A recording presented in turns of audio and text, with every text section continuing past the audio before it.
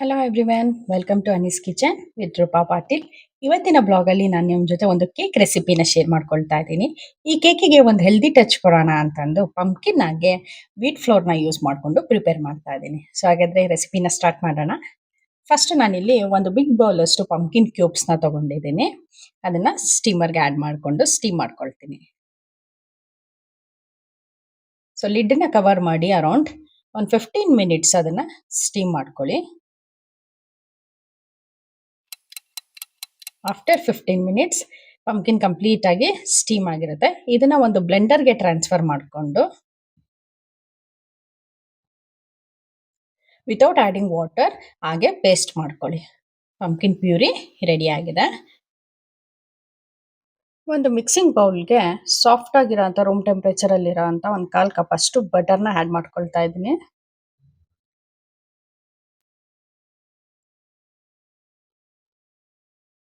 ಅದಕ್ಕೆ 1/4 ಕಪ್ ಅಷ್ಟು ಕರ್ಡ್ನ ಆ್ಯಡ್ ಮಾಡ್ತಾ ಇದ್ದೀನಿ. ಹಾಗೆ 1/4 ಕಪ್ ಮಿಲ್ಕ್, ಹಾಗೆ ಪ್ರಿಪೇರ್ ಮಾಡ್ಕೊಂಡಿರೋಂಥ ಪಂಪ್ಕಿನ್ ಪ್ಯೂರಿ, ಇದು ಒಂದು 3/4 ಕಪ್ ಅಷ್ಟಿದೆ. ಅದನ್ನು ಕಂಪ್ಲೀಟಾಗಿ ಆ್ಯಡ್ ಮಾಡ್ಕೊಳ್ತಾ ಇದ್ದೀನಿ. 1 ಕಪ್ ಶುಗರ್, ನಾನಿಲ್ಲಿ ವೈಟ್ ಗ್ರಾನ್ಯುಲೇಟೆಡ್ ಶುಗರ್ನ ಯೂಸ್ ಮಾಡ್ತಾ ಇದ್ದೀನಿ. ಬೇಕಿದ್ರೆ ನೀವು ಜಾಗರಿ ಕೂಡ ಯೂಸ್ ಮಾಡ್ಕೊಳ್ಬೋದು, ಇಲ್ಲ ಬ್ರೌನ್ ಶುಗರ್ ಕೂಡ ಯೂಸ್ ಮಾಡ್ಕೋಬೋದು. ಸೊ ಕಂಪ್ಲೀಟ್ ಆಗಿ ಶುಗರ್ ಡಿಸಾಲ್ವ್ ಆಗೋ ತನಕ ಬೀಟ್ ಮಾಡ್ಕೊಳ್ಳಿ. ಅರೌಂಡ್ 3 to 4 ಮಿನಿಟ್ಸ್ ಮೀಡಿಯಂ ಸ್ಪೀಡಲ್ಲಿ ಬೀಟ್ ಮಾಡ್ಕೊಳ್ಳಿ. ಸೊ ಕಂಪ್ಲೀಟ್ ಆಗಿ ಶುಗರ್ ಡಿಸಾಲ್ವ್ ಆಗಿದೆ.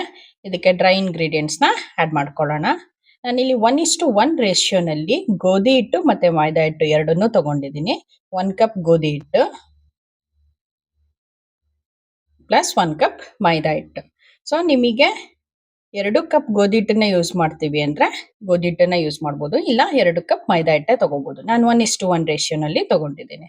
ಅದಕ್ಕೆ 1/4 ಟೇಬಲ್ ಸ್ಪೂನ್ ಸಾಲ್ಟ್ ಆ್ಯಡ್ ಮಾಡ್ತಾ ಇದ್ದೀನಿ. 1/4 table spoon cinnamon powder,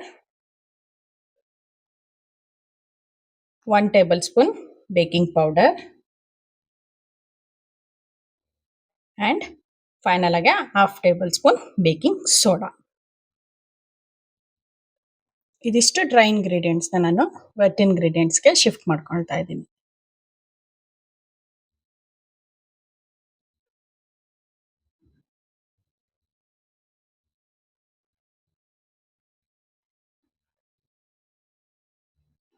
so first ಸ್ಪ್ಯಾಚುಲನಲ್ಲಿ mix ಮಾಡ್ಕೊಳ್ಳಿ. ನಾವು ಗೋಧಿ ಹಿಟ್ಟು ಆ್ಯಡ್ ಮಾಡಿರೋದ್ರಿಂದ ಸ್ವಲ್ಪ ಲಮ್ಸ್ ಆಗೋ ಚಾನ್ಸಸ್ ಇರುತ್ತೆ. ಸೊ ಫಸ್ಟ್ ಲೈಟಾಗಿ ಸ್ಪ್ಯಾಚುಲನಲ್ಲಿ ಮಿಕ್ಸ್ ಮಾಡ್ಕೊಳ್ಳಿ. ಸೊ ಅದಾದಮೇಲೆ ಬೀಟರಲ್ಲಿ ಜಸ್ಟ್ 10 ಸೆಕೆಂಡ್ಸ್ ಅದನ್ನು ಬೀಟ್ ಮಾಡ್ಕೊಳ್ಳಿ. So baking soda, baking powder ಎಲ್ಲ ಆ್ಯಡ್ ಆದಮೇಲೆ ಓವರ್ ಮಿಕ್ಸಿಂಗ್ ಆಯಿತು, ಓವರ್ ಬೀಟಿಂಗ್ ಆಯಿತು ಮಾಡಬೇಡಿ. ಕೇಕ್ ಟೆಕ್ಸ್ಚರ್ ಚೇಂಜ್ ಆಗಿಬಿಡುತ್ತೆ. ಜಸ್ಟ್ ಲಮ್ಸ್ನ ಕ್ಲಿಯರ್ ಮಾಡ್ಕೊಳ್ಳೋದಕ್ಕೆ ಒಂದು 10 ಸೆಕೆಂಡ್ಸ್ ಅಷ್ಟೇ ಬೀಟ್ ಮಾಡ್ಕೊಳ್ಳಿ. ಸೊ ಆಲ್ಮೋಸ್ಟ್ ಲಮ್ಸ್ ಎಲ್ಲ ಕ್ಲಿಯರ್ ಆಗಿದೆ.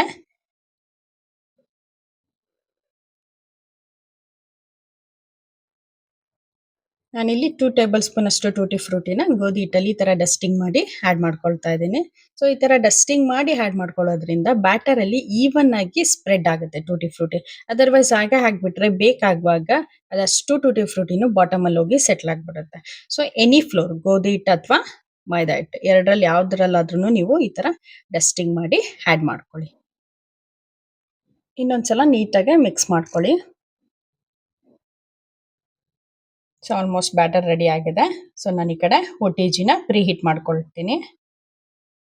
180 ಡಿಗ್ರಿ ಸೆಲ್ಸಿಯಸ್ಸಲ್ಲಿ ಬೋತ್ ದ ರಾಡ್ನ ಸೆಲೆಕ್ಟ್ ಮಾಡಿಬಿಟ್ಟು 10 ಮಿನಿಟ್ಸು OTGನ ಪ್ರೀ ಹೀಟ್ ಮಾಡ್ಕೊಳ್ಳಿ.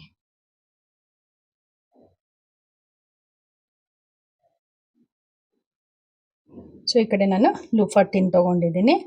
ಅದನ್ನು ಬಟರಲ್ಲಿ ಗ್ರೀಸ್ ಮಾಡಿಕೊಂಡು ಮೈದಾ ಹಿಟ್ಟಲ್ಲಿ ಡಸ್ಟಿಂಗ್ ಮಾಡ್ಕೊಂಡಿದ್ದೀನಿ. ಅದಕ್ಕೆ ಬ್ಯಾಟರ್ನ ಟ್ರಾನ್ಸ್ಫರ್ ಮಾಡ್ಕೊಳ್ತಾ ಇದ್ದೀನಿ. ಸೊ ಕಂಪ್ಲೀಟಾಗಿ ಬ್ಯಾಟರ್ನ ಟ್ರಾನ್ಸ್ಫರ್ ಮಾಡ್ಕೊಳ್ಳಿ.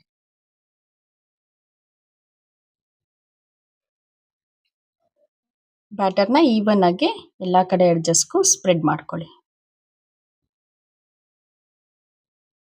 ಇದಾದ್ಮೇಲೆ ಒಂದು 2 to 3 ಟೈಮ್ಸ್ ಟಿನ್ನನ್ನು ಟ್ಯಾಪ್ ಮಾಡ್ಕೊಳ್ಳಿ.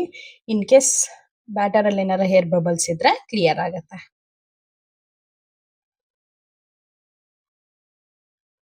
ಇದಕ್ಕೆ ಮೇಲ್ಗಡೆ ನಾನು 1 ಟೇಬಲ್ ಸ್ಪೂನ್ ಅಷ್ಟು ಟೂಟಿ ಫ್ರೂಟಿನ ಮೇಲ್ಗಡೆ ಆ್ಯಡ್ ಮಾಡ್ತಾ ಇದ್ದೀನಿ. ನಿಮಗೆ ಟೂಟಿ ಫ್ರೂಟಿ ಬೇಡ ಅಂದರೆ ಎನಿ ಡ್ರೈ ನಟ್ಸ್ನ ಸ್ಲೈಸ್ ಮಾಡಿಕೊಂಡು ಆ್ಯಡ್ ಮಾಡ್ಬೋದು, ಇಲ್ಲ ಪಂಪ್ಕಿನ್ ಸೀಡ್ಸ್ನ ಬೇಕಾದರೂ ಆ್ಯಡ್ ಮಾಡ್ಕೊಳ್ಬೋದು. ಸೊ ಕಂಪ್ಲೀಟಾಗಿ ಕೇಕ್ ಬ್ಯಾಟರ್ ರೆಡಿ ಆಗಿದೆ. ಈ ಕಡೆ ಓವನ್ ಕೂಡ ಪ್ರೀ ಹೀಟ್ ಆಗಿದೆ. ಅದರ ಟೈಮರ್ ನಾನು 40 ಮಿನಿಟ್ಸಿಗೆ ಸೆಟ್ ಮಾಡಿ ಟಿನ್ನನ್ನು OTGನಲ್ಲಿ ಪ್ಲೇಸ್ ಮಾಡ್ತಾ ಇದ್ದೀನಿ. ಸೊ ಕಂಪ್ಲೀಟಾಗಿ 180 ಡಿಗ್ರಿ ಸೆಲ್ಸಿಯಸಲ್ಲಿ 35 to 40 ಮಿನಿಟ್ಸ್ ಬೇಕ್ ಮಾಡ್ಕೊಳ್ಳಿ.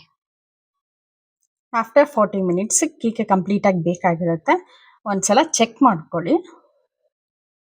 ಒಂದು ಟೂತ್ಪಿಕ್ ತಗೊಂಡು ಕೇಕಿಗೆ ಇನ್ಸರ್ಟ್ ಮಾಡಿ ಚೆಕ್ ಮಾಡ್ಕೊಳ್ಳಿ. ಟೂತ್ಪಿಕ್ ಕ್ಲಿಯರ್ ಆಗಿತ್ತು ಅಂದರೆ ಕೇಕ್ ಕಂಪ್ಲೀಟಾಗಿ ಬೇಕಾಗಿರುತ್ತೆ. ಸಪೋಸ್ ಏನಾರ ಸ್ಟಿಕ್ಕಿನೆಸ್ ಇತ್ತು ಅಂದರೆ ಇನ್ನು 2 to 3 ಮಿನಿಟ್ಸ್ ಕೇಕ್ನ ಬೇಕ್ ಮಾಡ್ಕೊಳ್ಳಿ. ಸೊ ಇದು ಕಂಪ್ಲೀಟಾಗಿ ಬೇಕಾಗಿದೆ. ಓವನಿಂದ ರಿಮೂವ್ ಮಾಡಿಬಿಟ್ಟು ಈ ಥರ ಒಂದು ವೆಟ್ ಕ್ಲಾತ್ನ ಕವರ್ ಮಾಡಿಬಿಟ್ಟು ಕಂಪ್ಲೀಟಾಗಿ ಕೇಕ್ ಕೂಲ್ ಆಗಲಿಕ್ಕೆ ಬಿಡಿ, ಅರೌಂಡ್ ಒಂದು 20 to 30 ಮಿನಿಟ್ಸ್.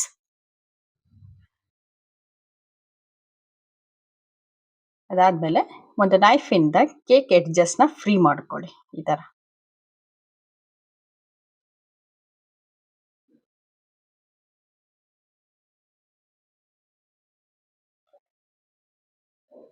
ಇದನ್ನ ಒಂದು ಪ್ಲೇಟಿಗೆ ಅನ್ಮೋಲ್ಡ್ ಮಾಡ್ಕೊಳ್ಳಿ.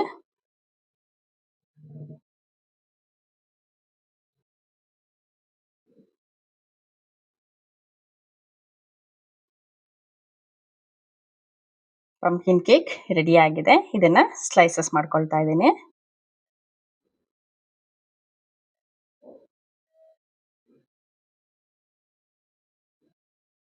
ಕೇಕ್ ಕಂಪ್ಲೀಟಾಗಿ ಕೂಲ್ ಆಗಿದ್ರಷ್ಟೇ ನೀಟಾಗಿ ಸ್ಲೈಸಸ್ ಬರುತ್ತೆ, ಅದರ್ವೈಸ್ ಇಲ್ಲ ಬ್ರೇಕ್ ಆಗಿಬಿಡುತ್ತೆ. ಸೊ ಕಂಪ್ಲೀಟಾಗಿ ಕೂಲ್ ಮಾಡ್ಕೊಳ್ಳಿ ಕೇಕ್ನ ಸ್ಲೈಸ್ ಮಾಡೋಕ್ಕೂ ಮುಂಚೆ.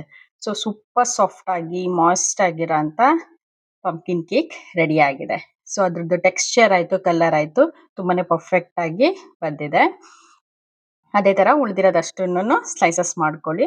ನಾನು ಹೇಳಿರೋ ಮೆಷರ್ಮೆಂಟ್ಸ್ ಕ್ವಾಂಟಿಟಿನ ಫಾಲೋ ಮಾಡಿ ರಿಯಲಿ ಕೇಕ್ ತುಂಬಾ ಚೆನ್ನಾಗಿ ಬರುತ್ತೆ.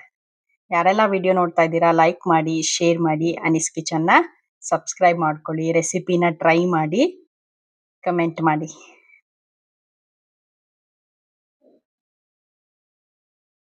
ಸೊ ಹೆಲ್ದಿ ಆಗಿರೋ ಅಂಥ ಪಂಪ್ಕಿನ್ ಕೇಕ್ ರೆಡಿ ಆಗಿದೆ. ತುಂಬಾ ಸಾಫ್ಟಾಗಿ ಮಾಯ್ಸ್ಟಾಗಿ ಬಂದಿದೆ.